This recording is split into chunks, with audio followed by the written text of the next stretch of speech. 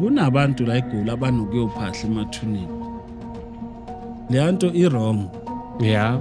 but ke on other side shuthi abanye abasebenzela. Ngishiso yini lo? Thina kwaZulu umuntu uyashona. Yeah. Mayiseshonile angithi kubuye kugezwa amafosholo after 3 months. Ukuthi kungabi khona umuntu ondlulayo ngokukhulu ukusheshsha kusuke kugezwa nje lonto leyo. Bese emva kwaloko lo muntu uyabuyiswa after a year. Lokho kuthiwa ukumbulitshe. Yeah. Lo muntu mayesebuyiswa ubuyiswa uzofakwa ekhaya. Lo muntu useyidlozi. Sewungathetha emsamo, umbize emsamo. Yeah. Lo nyaka lo period of 12 months kungakambulwa itshe lo muntu usuke esathetha amacala akhe.